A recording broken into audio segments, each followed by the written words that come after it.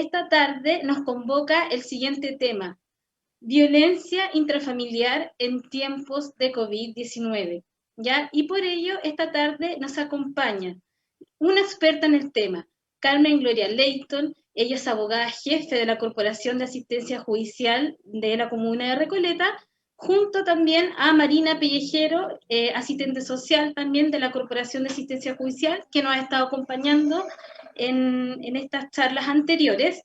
La idea es que ustedes puedan ver la presentación y puedan hacer todas sus preguntas, todas las consultas que tengan en relación al tema de la violencia intrafamiliar en el contexto de COVID-19.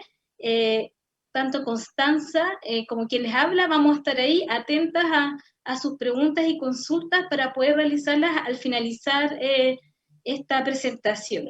¿Ya? Así que eso, y quiero dejar con ustedes a Marina Pellejero, que como siempre ella primero da una breve explicación acerca de lo que es la Corporación de Asistencia Judicial, y luego vamos a continuar con la experta Carmen Gloria Leighton para que podamos ahondar en este tema súper importante que es violencia intrafamiliar en tiempos de COVID-19. ¿Ya? Y ojalá tengamos harta participación de ustedes que nos hagan consultas, podamos resolver sus dudas, porque este espacio justamente se trata de eso, de que podamos ser un espacio de orientación para todas las familias que nos están viendo en este momento. Así que eso, Marina, entonces cuéntanos qué hace la Corporación de Asistencia Judicial y bienvenida a este espacio. Muchas gracias, Claudia, por la invitación. Hola, buenas tardes a todos. Nuevamente estamos con ustedes en este espacio. Ojalá hoy día con harta participación, porque el tema que nos convoca es un tema de interés general, donde durante todos estos meses ha sido un tema recurrente de consulta, y es la posibilidad que estamos entregando hoy y de extender esta invitación de que nos vean, que nos consulten, que aprovechen este espacio para informarse, asesorarse y también, si tienen alguna consulta específica, hacerla llegar, además de difundir nuestros canales que se mantienen abiertos para contactarse y contestar preguntas más en privado si es necesario, ¿ya? La Corporación de Asistencia Judicial es una institución sin fines de lucro cuya misión principal es propender en el fondo a la atención de personas que están en una situación más de vulnerabilidad y que necesitan patrocinio judicial y atenciones en tribunales. Tenemos diferentes líneas de atención. Tenemos una línea de orientación e información que es de acceso universal para todos los usuarios que requieren la atención, ¿ya? Con distintos canales de acceso a la comunicación a través de nuestras páginas web para la atención de usuarios, o a través directamente de la atención de las oficinas comunales, donde hay presencia en todas las comunas de la región metropolitana y a través de nuestro país también en distintas regiones, ¿ya? Tenemos la línea de orientación, información, como decía. Tenemos la línea de representación y patrocinio judicial, que significa asistencia jurídica de un abogado, gratuito por supuesto, para la atención de aquellas personas que focalicen en una situación especial, para representación en materia de los tribunales de familia, en materias civiles y en otro tipo de consultas más especializadas también, ¿ya? Tenemos nuestra línea de resolución alternativa de conflictos, que es una línea que propende a no llegar a la instancia judicial, sino que resolverlo a través de un mecanismo de conciliación, arbitraje, mediación, ¿ya? Donde también hay profesionales que se especializan en esa atención y centros especializados, al igual que la atención comunal, para ofrecer este servicio de resolución sin llegar a la instancia judicial, si las partes así lo requieren, ¿ya? Tenemos también representación, orientación, resolución alternativa de conflicto, y por último tenemos la línea de promoción y difusión, ¿ya? Que es parte de lo que hoy día invitados acá, ¿ya? Que es en el fondo difundir nuestros canales de atención, ¿ya? Sobre todo durante este periodo de pandemia, para que las personas que efectivamente se acerquen a los centros comunales, que en la mayoría están cerrados aún, tengan cómo hacernos llegar sus consultas y podamos absorber esa orientación a través de trabajo más teletrabajo o trabajo remoto, ¿ya? Promoción y difusión lo que hace en el fondo es específicamente tratar alguna materia específica, ¿ya? Para informar al usuario y entregar herramientas de información para que efectivamente sepan cómo específicamente se trabaja la materia que se está comentando, se está capacitando y cómo en el fondo están funcionando los tribunales en la actualidad y el sistema de atención en general para la presentación de esta materia, ¿ya?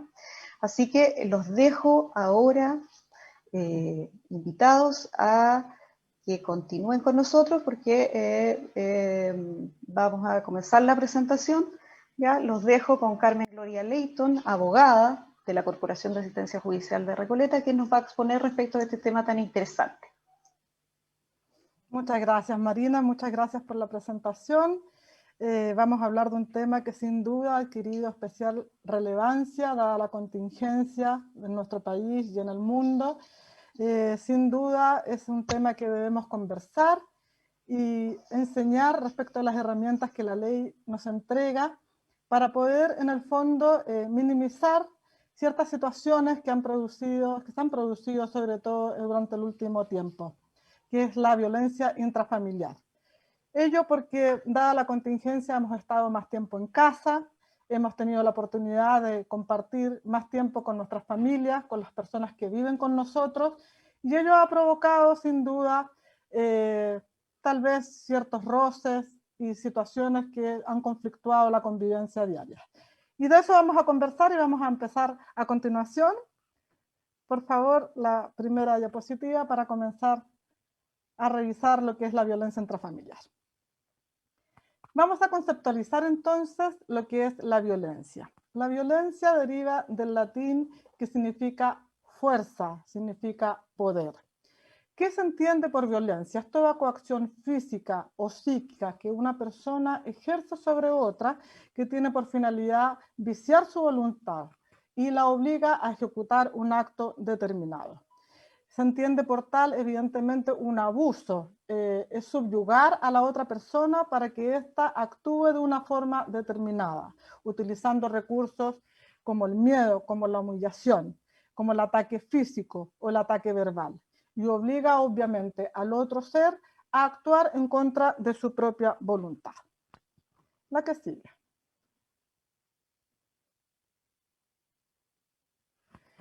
La ley que regula la violencia intrafamiliar es la ley 20.066. El artículo 1 de esta ley señala que hay que prevenir y sancionar la violencia intrafamiliar. Establece la forma de proteger a las víctimas de esta violencia y la forma en cómo erradicar estos actos de violencia intrafamiliar. Y le impone una obligación de prevención y de asistencia al Estado, quien está obligado a adoptar las políticas para prevenir esta violencia intrafamiliar, y en especial contra los más vulnerables, que son la mujer, los adultos mayores y los niños. La que sigue.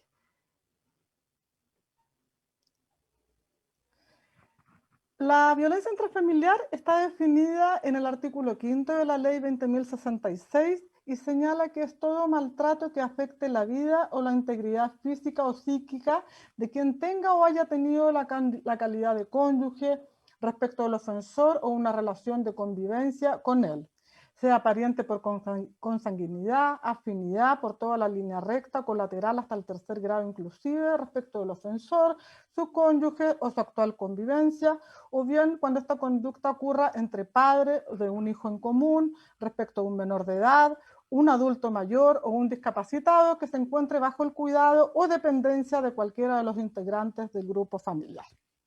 La que sigue. Aquí ya está más castellanizado lo que yo acabo de señalar, que es como lo establece y lo define específicamente la ley.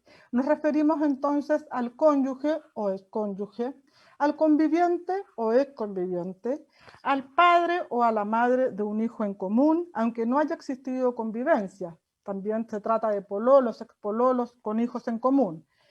Parientes del ofensor, del cónyuge o actual conviviente en toda su línea recta, todo lo que es la ascendencia, descendencia, padres, abuelos, tatarabuelos, hijos, nietos, bisnietos, o los colaterales, que se refiere a los hermanos, a los tíos, primos, sobrinos, o cualquier otra persona que sea menor de edad, adulto mayor o con situación de discapacidad que se encuentre bajo dependencia de cualquier integrante de la familia.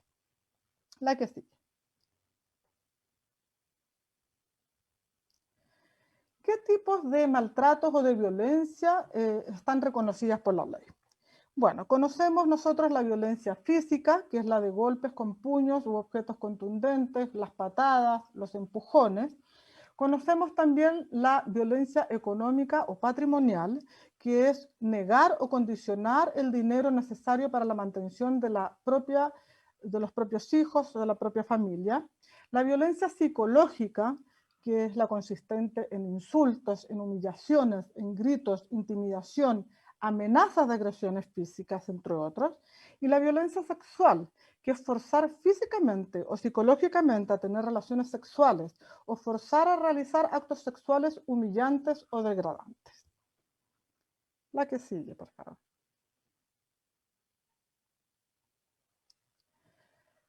¿Cuáles son los organismos judiciales o los tribunales que se ocupan de conocer estos actos de violencia intrafamiliar? Acá tenemos que distinguir entre los tribunales de familia y las causas que son conocidas por el Ministerio Público. Los tribunales de familia conocen los actos de violencia intrafamiliar cuando no constituyen delitos. Por ejemplo, la violencia psicológica o cuando no existan antecedentes previos o antecedentes del delito del maltrato habitual. ¿Cuándo estos antecedentes comienzan a ser conocidos por el Ministerio Público? Cuando estos actos de violencia intrafamiliar constituyen delitos. En este caso es el Tribunal de Garantía en lo Penal quien realiza la investigación en caso de existir efectivamente un delito de maltrato habitual. Si el juzgado de familia previamente le ha remitido los antecedentes. Cuando existe violencia física, es decir, hay lesiones, hay golpes, siempre va a ser materia de conocimiento de los juzgados de garantía. La que sigue. ¿Cuáles son las garantías que ofrece esta ley de violencia intrafamiliar? Creó el delito de maltrato habitual que castiga con cárcel la violencia ya sea física o psíquica que sea ejercida habitualmente, aumentando las sanciones que existen por este tipo de conducta. La habitualidad se entiende por el número de actos ejecutados permanentemente durante el tiempo. Es decir, si existe violencia psicológica y esta ocurre una vez, esto va a ser conocido por los tribunales de familia. Si la violencia psicológica es permanente durante el tiempo, se entiende que aquí existe el elemento de habitualidad y el Tribunal de Familia lo que hace en estos casos es declararse incompetente y pasar los antecedentes al Ministerio Público para que sea el órgano de garantía el que conozca de estos delitos de maltrato habitual. La que sigue. El ejercicio de la habitualidad en la violencia psíquica o física respecto a las personas protegidas por la ley de violencia intrafamiliar es determinante para definir que existe un delito. Las penas que se establece por la ley respecto de ellos varían entre 65 a 540 días de presidio, salvo que el hecho constituya un delito de mayor gravedad, por ejemplo en el caso de las lesiones, y que efectivamente podrían imponerse sanciones de mayor calidad o envergadura. La que sigue. ¿Quiénes pueden y quiénes deben denunciar? Pueden denunciar tanto la víctima como cualquier persona que tenga conocimiento de la existencia de violencia intrafamiliar, sea o no pariente de la supuesta víctima, pero hay ciertas personas que están obligadas a denunciar y que se encuentran en la ley. ¿Ya? Esta denuncia se hace ante carabineros o ante los tribunales de familia o incluso ante la fiscalía cuando estemos hablando de violencia física. Cuando uno hace la denuncia ante carabineros, ante policía de investigaciones, ellos están obligados a traspasar los antecedentes de inmediato ante los tribunales de familia y ellos son los que van a tomar las primeras medidas cautelares y van a definir si siguen conociendo de los hechos o traspasan los antecedentes a la Fiscalía por tratarse de un delito de maltrato habitual. Pero los tribunales de familia lo primero que hacen es dictar medidas cautelares a efectos de proteger, mientras dura la investigación, a la víctima. La que sigue. ¿Cuáles son estas personas que están obligadas a denunciar violencia intrafamiliar? Las personas que están a cargo del cuidado personal de quienes por su edad, incapacidad u otra condición no pueden denunciar por sí mismos. Aquellas personas que están obligadas a denunciar delitos conforme lo establece el artículo 8 del Código de Procedimiento Penal. Los funcionarios de las policías, los funcionarios públicos, los jefes y conductores de medios de transporte, los jefes de establecimientos de salud y personal, directores, profesores, inspectores de colegios o liceos. Y el incumplimiento por esta obligación nos hace acreedores de una posible sanción de multas que pueden oscilar entre 1 a 4 UTM. La que sigue. ¿Cuáles son las medidas de protección o medidas cautelares que puede dictar el tribunal en cuanto conoce o toma conocimiento de estos actos que pueden ser constitutivos de violencia intrafamiliar? La prohibición o restringir o limitar la presencia del ofensor del hogar común. Ordenar el reintegro al hogar de quien fue injustificadamente obligado a salir o abandonar el hogar. Autorizar al afectado para hacer abandono del hogar común y disponer de la entrega inmediata de sus efectos personales. Prohibir o limitar la concurrencia del ofensor al lugar del trabajo del ofendido a menos que trabajen en el mismo establecimiento. Establecer una pensión de alimentos provisoria y fijar el cuidado personal de los hijos menores de edad. Decretar la prohibición de que el agresor celebre algún tipo de acto o contrato sobre determinados bienes que integran el grupo familiar. Prohibir el porte, tenencia o incautar cualquier tipo de arma de fuego. Y reservar la identidad del tercero denunciante. La que sigue. ¿Cuánto pueden durar las medidas cautelares? El artículo 92 de la ley establece que estas se pueden decretar por un periodo que no exceda los 180 días hábiles, pero estos pueden ser renovables por una sola vez, por igual plazo. Estos pueden ampliarse, limitarse o modificarse y sustituirse o dejarse sin efecto de oficio o petición de parte en cualquier momento del juicio. La que sigue.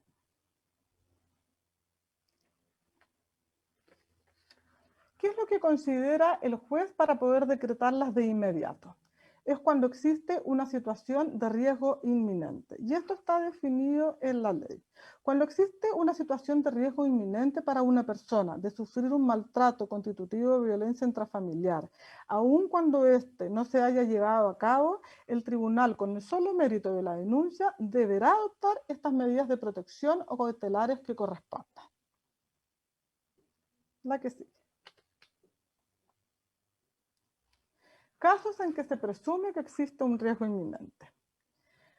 Cuando haya precedido intimidación de causar daño por parte del ofensor. Circunstancias o antecedentes tales como drogadicción o alcoholismo. Una o más denuncias por violencia intrafamiliar previas.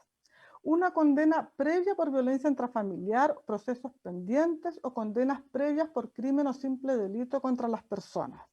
Antecedentes psiquiátricos o psicológicos que denoten características de personalidad violenta. Cuando el denunciado oponga de manera violenta su negativa a aceptar el término de una relación afectiva que haya mantenido recientemente con la víctima. Además, el tribunal cautelará especialmente los casos en que la víctima esté embarazada o se trate de una persona con discapacidad o que tenga una condición que la haga vulnerable. La que sigue. ¿Cuáles son las sanciones que se imponen en caso de incumplimiento de las medidas cautelares? El juez pondrá en conocimiento del Ministerio Público los antecedentes para los efectos de lo previsto en la ley, en el artículo 240 del Código de Procedimiento Civil, sin perjuicio de imponer al infractor como medidas de apremio arresto de hasta por 15 días. Además, se establece la pena por el delito de desacato, que es cuando uno incumple una resolución del tribunal, y la policía deberá detener a quien sea sorprendido en el quebrantamiento flagrante de las medidas cautelares. La que sigue. ¿Qué es el desacato? Es el quebrantamiento por parte del imputado de las condiciones que por resolución judicial se le ordenó cumplir para decretar la suspensión condicional del procedimiento en materia penal o para la suspensión condicional de la dictación de sentencia en materia de familia, seguido en su contra por los hechos que se enmarcan dentro de la ley de violencia intrafamiliar. Eso es el desacato. La que sigue.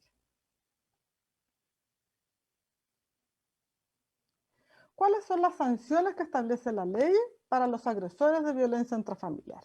Se establecen multas que van desde la media UTM hasta las 15 UTM, que son a beneficio fiscal.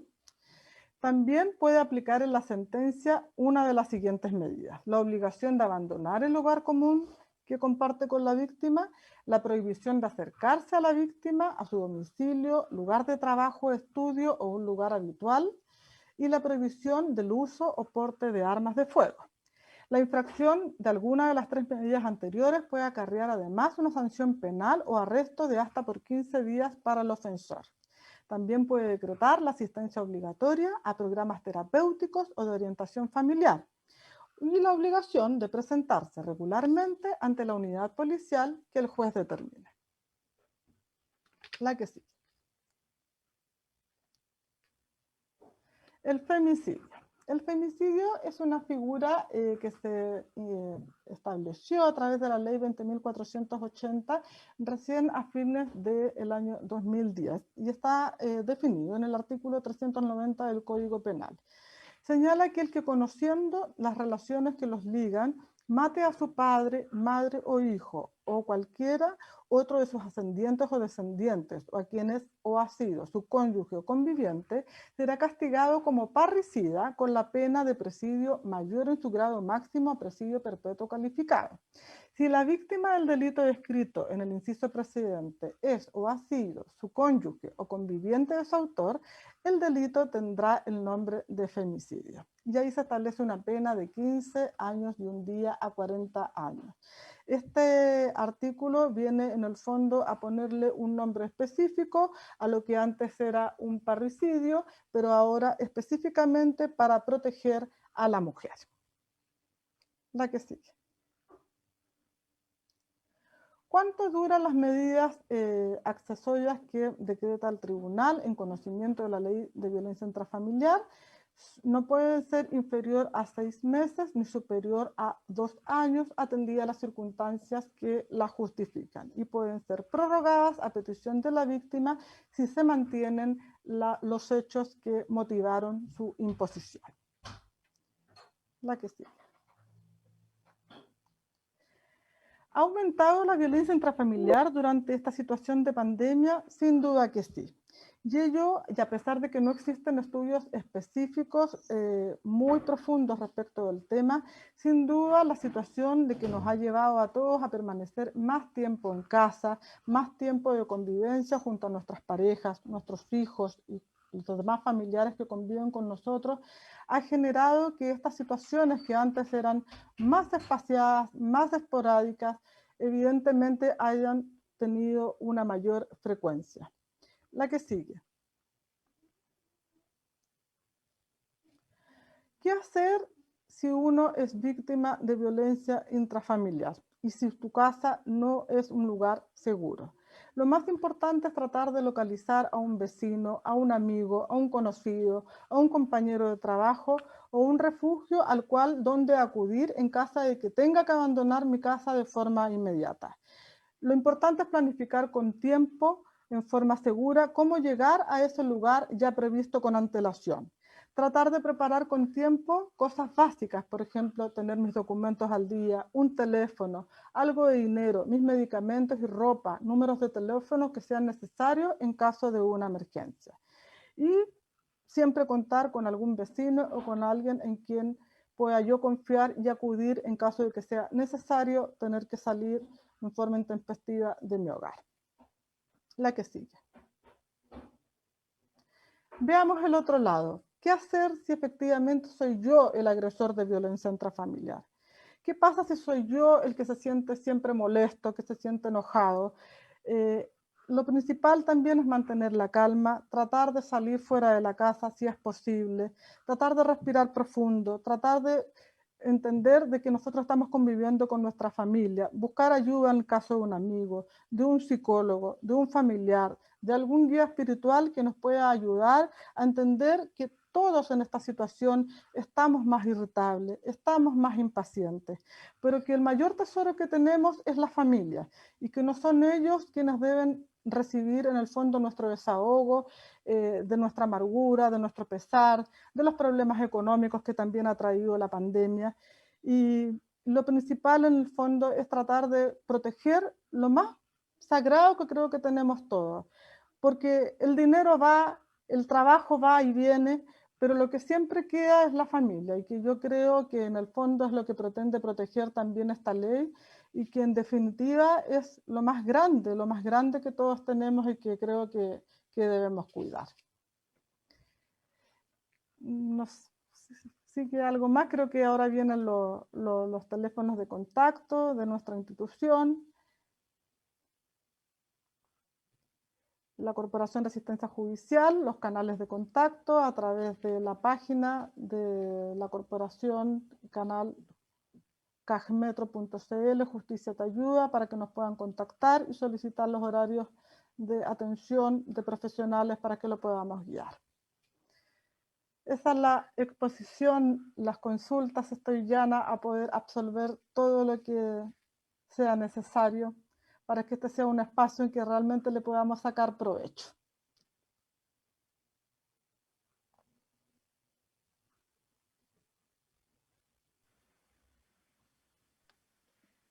Hola, muy bien. Más que preguntas, al parecer hay algunos comentarios.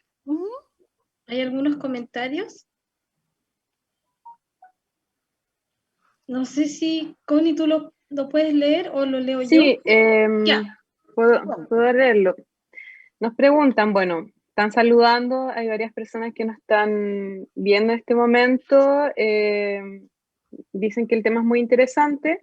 Hay un comentario en particular que creo que es un comentario general, que lo pone en la mesa Erika, que dice, lamentablemente, cuando tú mencionabas el tema de las sanciones, Carmen Gloria, que nada de eso ocurre. Los hombres saben que no les pasa nada si lo último que quedan es estar detenido. Entonces, nuestra consulta es qué tan efectivo es hacer las denuncias, o sea, cómo es este proceso, cuánto se demora. A veces hay un nivel de frustración en términos de denunciar, porque al final la gente dice, si denuncio, que, o sea, no pasa nada. No sé qué, desde lo concreto que nos puedes referir frente a esto. Bueno, a ver, yo creo que es un comentario sumamente válido, pero hay que tener en consideración siempre dos aristas. Primero, hacer hincapié y hacer un llamado a todas las personas que hacen denuncias de violencia intrafamiliar de perseverar en las denuncias, porque también es cierto de que hacen la denuncia y después no la ratifican, y por supuesto que esta situación queda en nada, porque no actúan de oficio, ¿ya? Segundo, también el comentario tiene su dejo de realidad cuando efectivamente los ofensores que son condenados incumplen, pero también está en la víctima que ha obtenido una sentencia condenatoria en efectivamente utilizar las herramientas que establece la ley y llamar a los teléfonos de carabineros si la persona efectivamente no está cumpliendo con la condena al cual ha sido sometido, porque también hay un delito de desacato y la ley establece los mecanismos para que esto se cumpla. Lo que pasa es que en el camino, por dejación,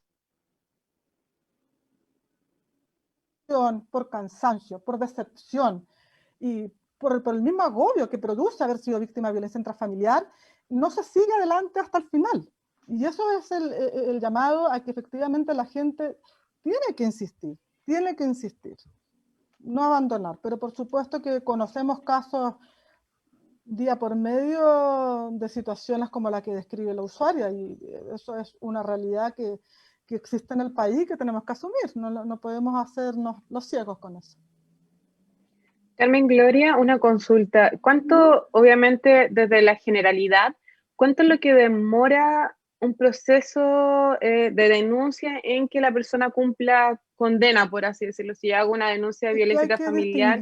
Hay que distinguir si es en sede de familia y si es en sede penal. En la sede de familia existen, como todos sabemos, hay dos instancias, hay una audiencia preparatoria y una audiencia de juicio, y una causa de familia, pero las medidas cautelares se dictan de inmediato, ¿ya? Yo hago la denuncia, el tribunal de inmediato, antes de citar a la audiencia preparatoria, dicta las cautelares, que son la salida del ofensor del hogar común, la prohibición de acercamiento, eso es de inmediato. De ahí se fija una audiencia preparatoria que la fijan para las 2 semanas siguientes, nunca es más allá.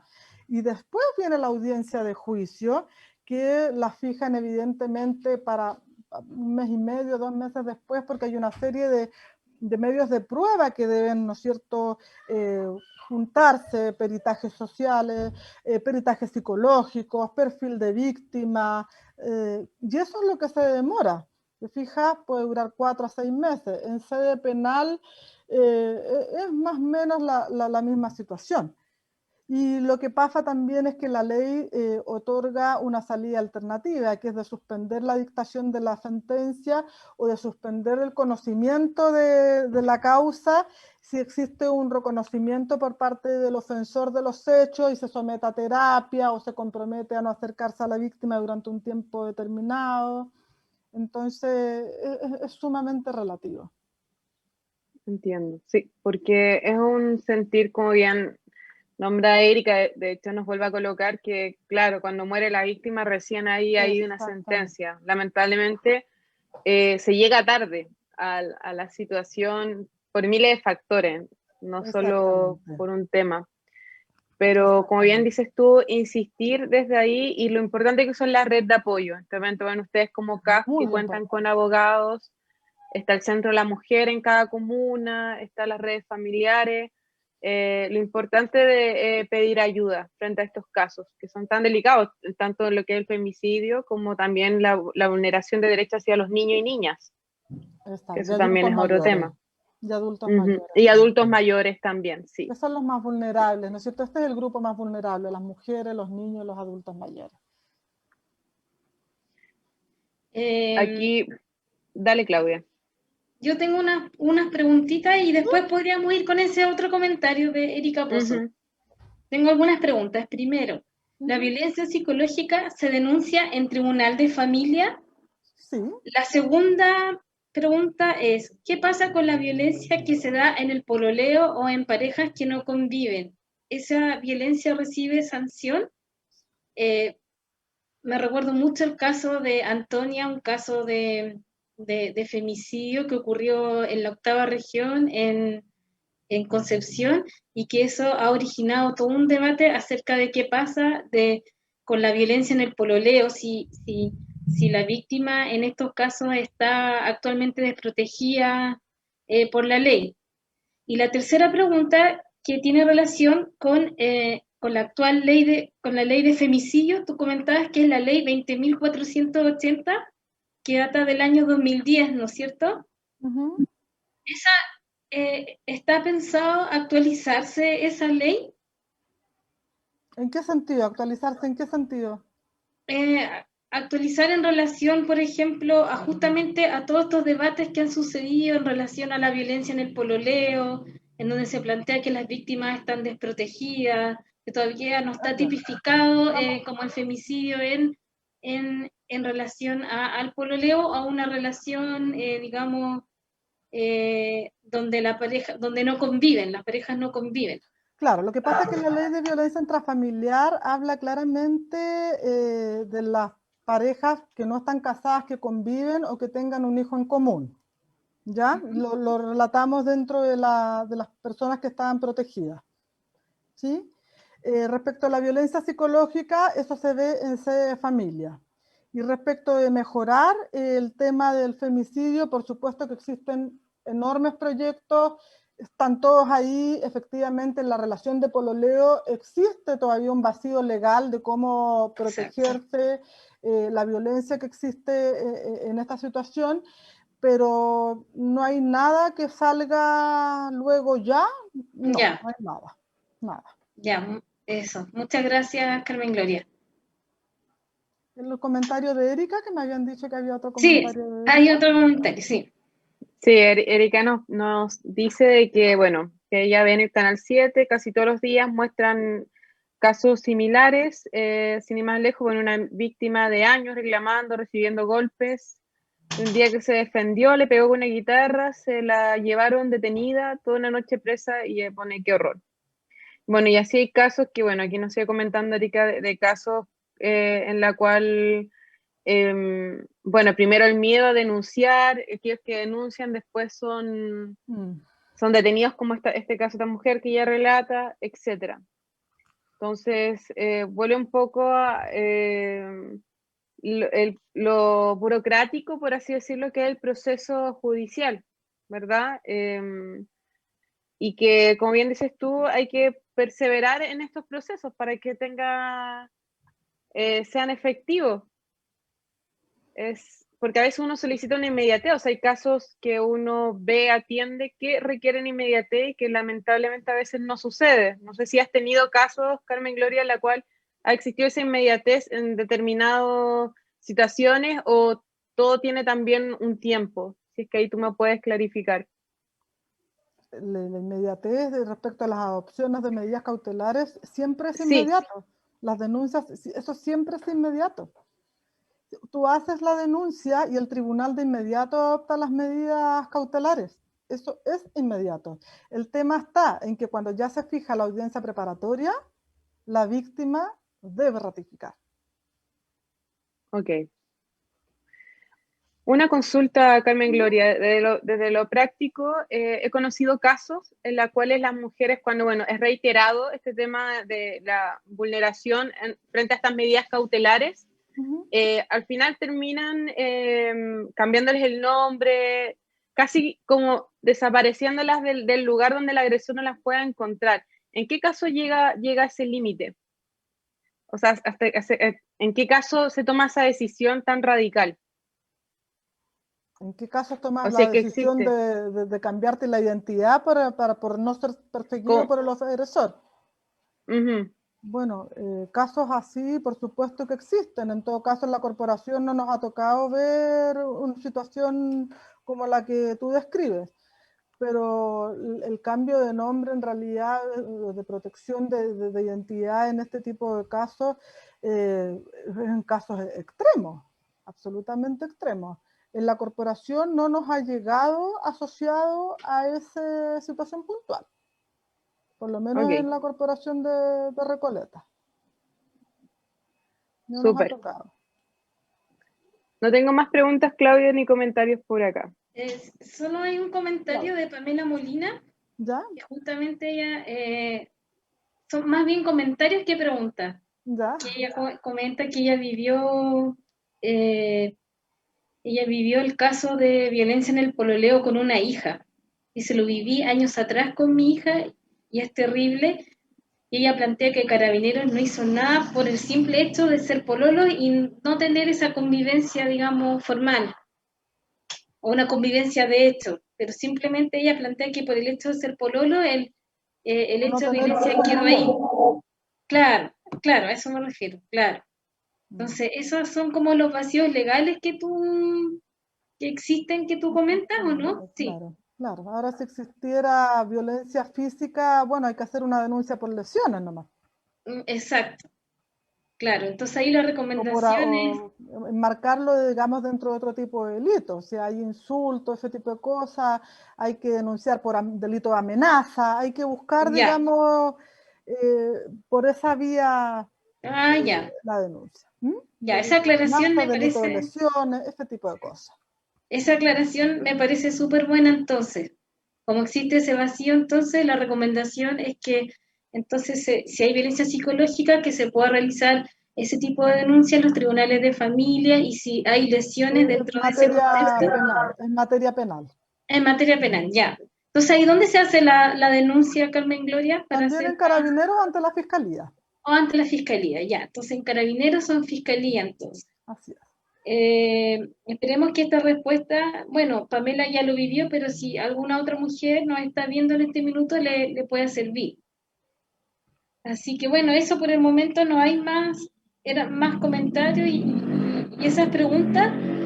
Bueno, yo creo que siempre decimos, lo bueno es que esto queda grabado, así que ojalá esta presentación también la puedan ver otras personas más tarde. Sabemos que ya hay varias personas que están volviendo a sus trabajos, entonces a lo mejor en este horario no les permite participar, pero sí lo bueno es que queda grabado, así que lo pueden ver en otro horario.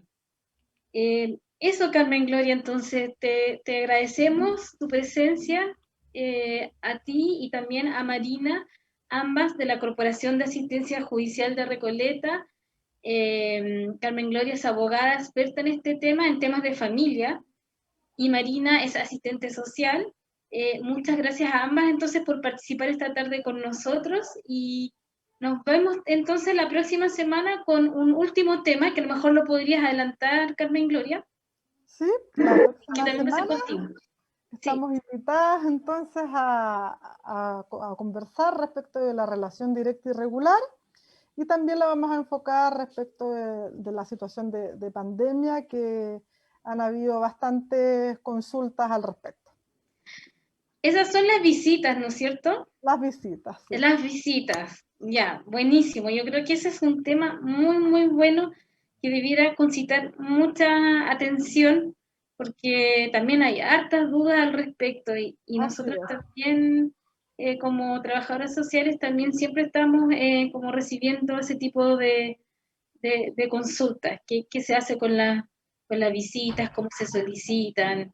En fin, es un tema muy importante. Así que nos vemos entonces el próximo jueves a las 4 de la tarde con el tema de las visitas en el contexto del COVID-19. Muchas gracias entonces nuevamente, Carmen Gloria y Marina, y nos vemos entonces el próximo jueves. Gracias a Muchas ustedes. gracias. Adiós. Chao, chao. Muy bien. Chao.